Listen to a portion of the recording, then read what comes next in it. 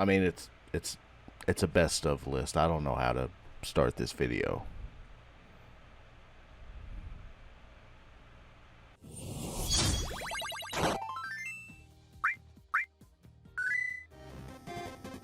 Hello again, everyone. We are back to another video on my always packed schedule of videos. So if you've been watching the stream over at the Break Orbit Twitch channel, which none of you do, but that's okay. I've been playing little adventures, as we like to call them, around Casa de la Quinis.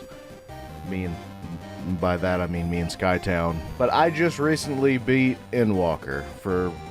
yeah, it's taken that long. It's taken this long because A, I work all the fucking time, and B, I work all the time. But also it didn't help that for the first 3 months that the expansion came out, I couldn't get in the fucking game. Queues of 5, 6, 7,000 people on one world alone.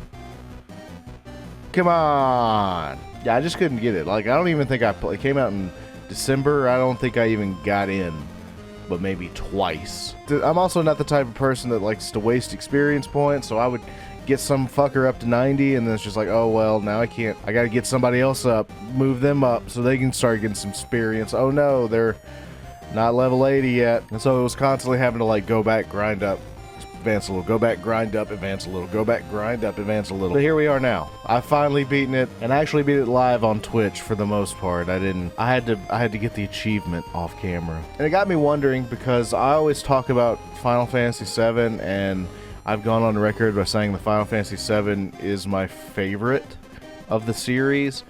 But once you get down and think about it, like, is it really, compared to 14, to which I have dedicated nearly a year of my life to? It just seems funny that people would say it was like, oh, well, Final Fantasy 14 is good, but it's not my favorite. But it's like, you've spent so much time and investment in that you would have never spent in any of the other ones unless you just played them repeatedly over and over and over and over and over and over and over and over and over. So is it fair to say that Final Fantasy 14 is my favorite Final Fantasy?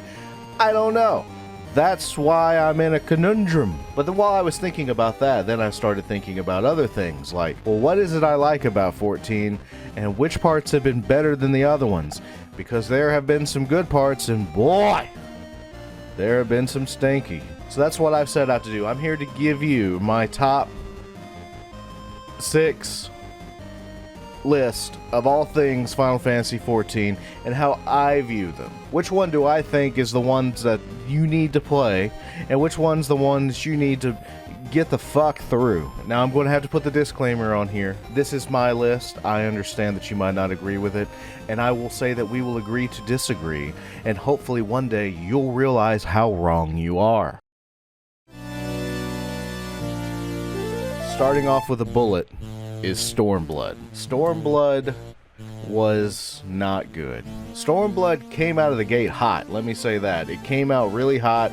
There are some cool things about it. And also, let me say this. This isn't saying that I don't like Stormblood or I thought it was bad. It's just it's not as good as everything else that they've come out with. It introduced Xenos, which is cool. It added some things that were out of the ordinary that were cool, like the whole underwater thing, which ended up becoming a fucking crutch. Stormblood was very boring and not as interesting as Heaven's Ward that just came out before it. When 1.0 came out and they started talking about Ishgard, it's like you wanted to go to Ishgard. Like, you could see it. It was there. If you go to, you could see it in the distance and you wanted to go there, and Heaven's Ward gave that to you. And they just kind of talked about the Girabonians. It's just like, cool, you guys live in dirt. And that's all it was. It was dirt. Stormblood should have been called Storm Dirt. Storm Mud. Literally every one of the areas, from the fringes, the peaks, the lokes, even the steppe, like, it's just fucking dirt, man. It didn't help, but a lot of people were pining over, like, oh, well, now we got the Asian theme going. But it really kind of fucked everyone up because no one knew how to pronounce anything. It got really hard trying to explain to everyone, you need to go to Kusagoloriru. And it's just, I don't talk like that. Everything about it seemed overwrought and complicated. It was very wordy. And yes, Xenos is a cool bad guy. First fight with him really made you feel like you were kind of helpless after you've saved the world a bajillion times. But the whole thing was just really boring. It's just boring. And to hear Skytown, there was a complete lack of dragons, even though there wasn't. There was a dragon. She just skipped through the cutscenes. Coming in at number 5, Big Baby. I'm sorry, ahead of Stormblood.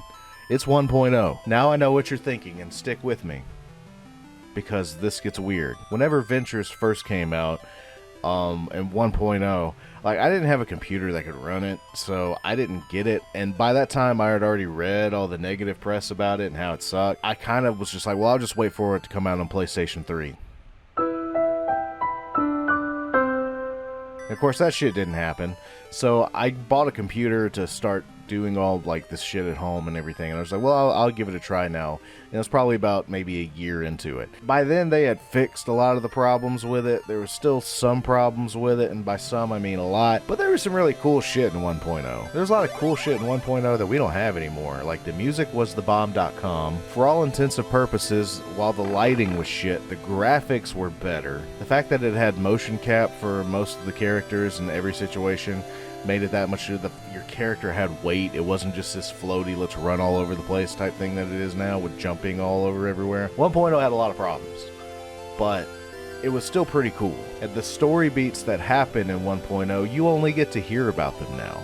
You don't get to go back and relive them at any point. That's what makes 1.0 cool with the people that actually stuck with 1.0, is you remember that shit. You know what they're talking about when they're talking about Ribbon Road. Like, that's a cool thing. Now, playing Parlay with the fucking Ifrit people so you can go fight a boss, I don't miss that. But there's a lot of shit about it that's really cool. And it's more interesting than Stormblood. And that's not saying a lot. Coming in at number 4 for the Sega Genesis is Michael Jackson's Endwalker. I know, I'm sorry, there's probably a lot of people that want to put this up higher on the list, but Endwalker had some really cool moments. Endwalker was the conclusion of everything that we've come to know as Final Fantasy XIV. But I don't think it was a very good one.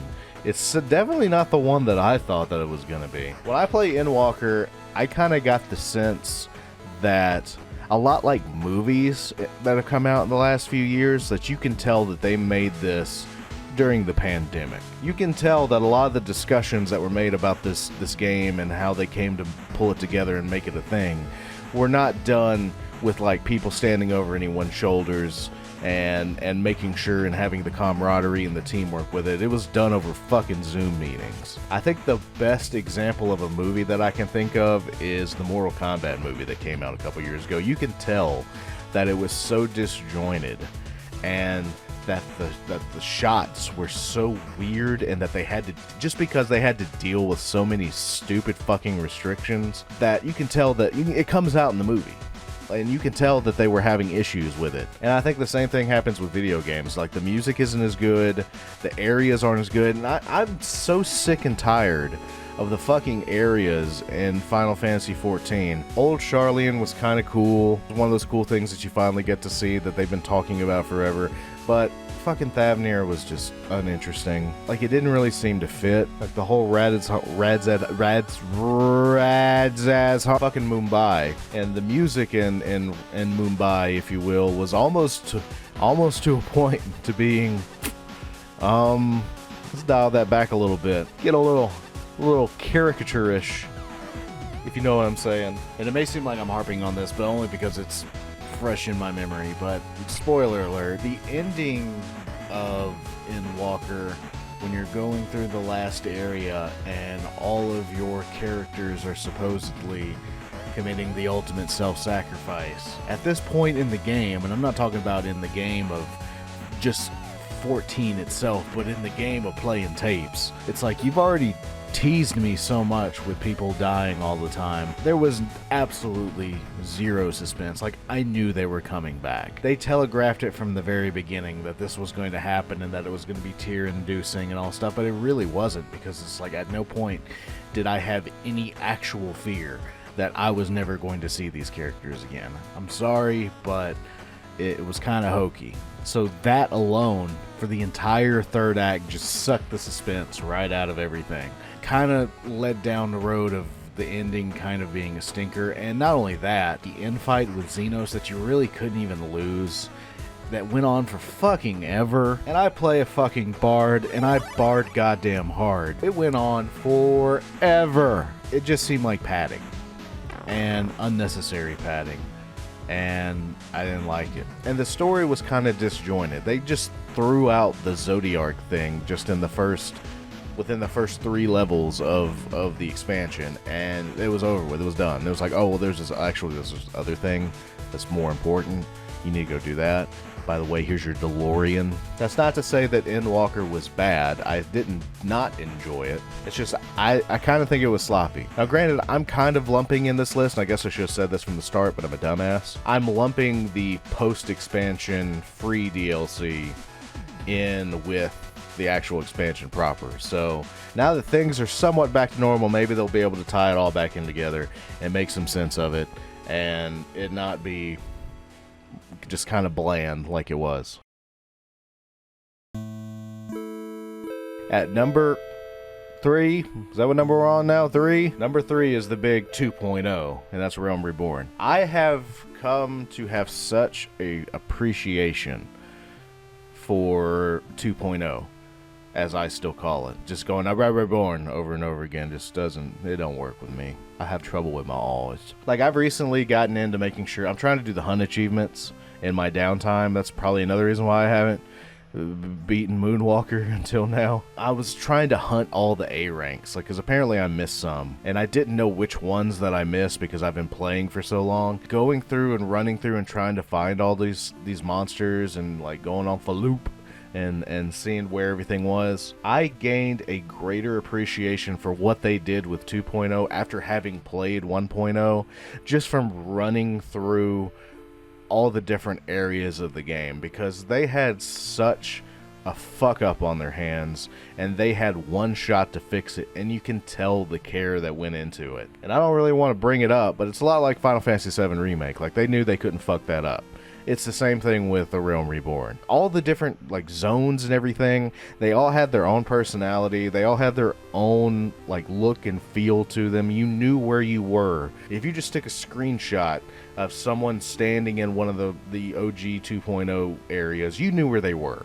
And you probably knew exactly where they were, down to the region. And that's what I fucking hate about like stuff like Stormblood. That's what I hate about the new games, is all the zones in Realm Reborn had their own personality, but all the zones nowadays, they're basically just circles, and half of it you can't get to yet. Not until you get the fucking green glowy ball of dooms that are all over the place, and spots that tease you, or do some fucking gatekeeping quest that will finally let you go to the place that you just want to go to. And that's what makes the 2.0 zones that much greater, because it was all available to you, and you could just go. And not only that, they weren't designed to be flown over. You had to actually run through them. If you actually take the time, instead of flying over everything, and take the time to run through like Lenosha, you really appreciate what they fucking did in 2013, 2012 to rebuild a game that was broken. And it's the same thing with the dungeons. I know they've curtailed everything to make it a more single player thing, which I'm not necessarily objected to, because playing with other people sucks sometimes. But even the dungeons that were more quirky, they at least had some room for exploration. All the dungeons nowadays since Heaven's Ward have just been fucking hallways.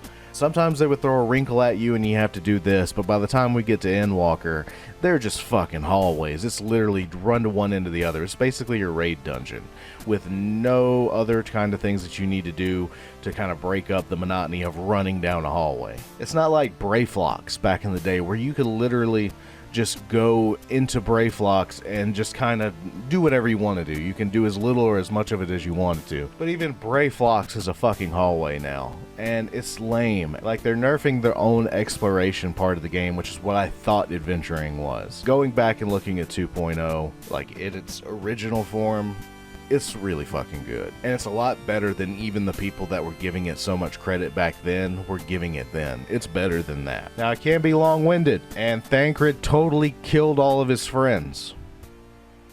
and no one says anything about it anymore. Number 2, and totally not spoiling what number 1 is Heaven's Ward. I talked about it at the beginning of the video, way back when I was shitting on Stormblood, but Heaven's Ward was like a gift. Yes, there is this big, spiring castle out in the distance, and guess what? You can go to it now. And there's dragons and cathedral music. This kind of feels like Final Fantasy again. Heaven's Ward was the shit. And the Dragon Song War stuff that happened afterwards was also fucking good. Yes, I will say that this is the beginning of the problems that I have with the zones, especially Kurthus.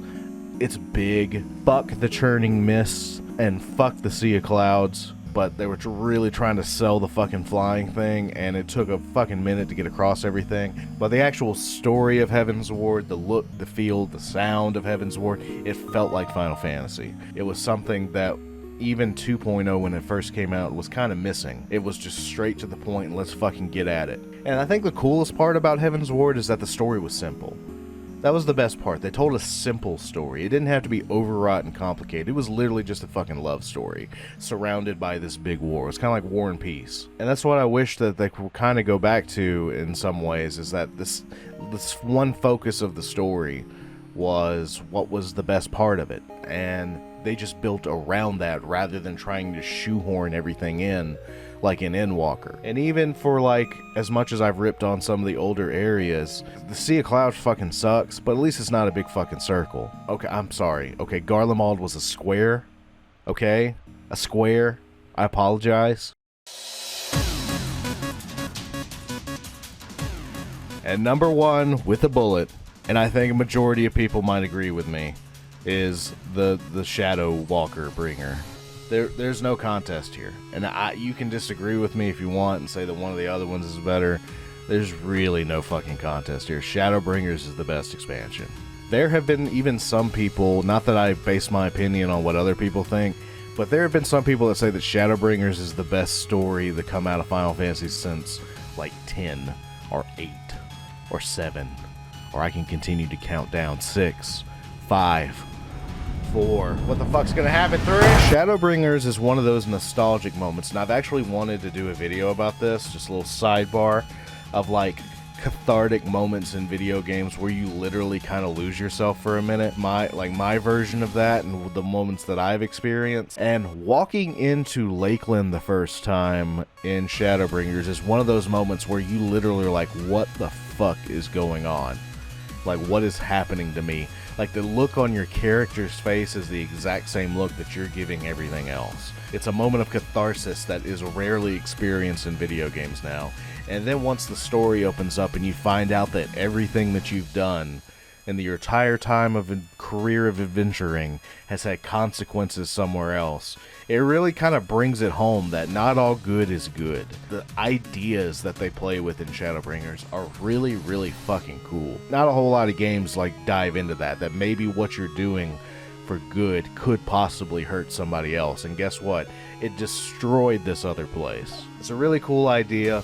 The music was the fucking bomb diggity. It introduced Emmett Selk, who is cool as shit and becomes a babyface in Moonwalker, even though he was a big piece of shit and treated you like ass. The areas were still kind of fringing on Dirthood, but there was still enough variation that it was cool. Lakeland was cool, Ilmeg was cool, Amarang was fucking Stormblood 1.2. But the only chief complaint that I would have with Shadowbringers is the enemy designs, especially like all the porcelain white enemies that you had to fight. That was kind of lame, and I wish they would have come up with something a little bit cooler just to kind of differentiate, but you just beat up the same stone white enemies the entire game. But it's so fucking perfectly bookended too.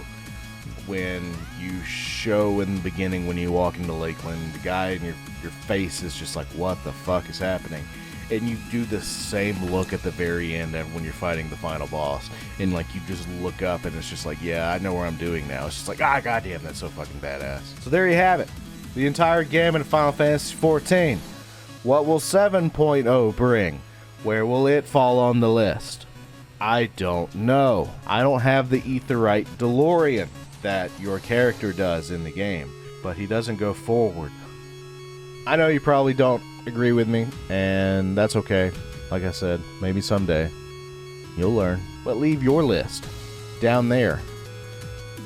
Somewhere down there in the comments. And be sure to push that dislike button so that YouTube can not show it. And then, hey, on Mondays, you can watch me and Skytown stream this shit, because that's usually all we fucking play. I'm looking over at her empty chair, though. She's not here. Maybe someday she'll come back. But they never do, though.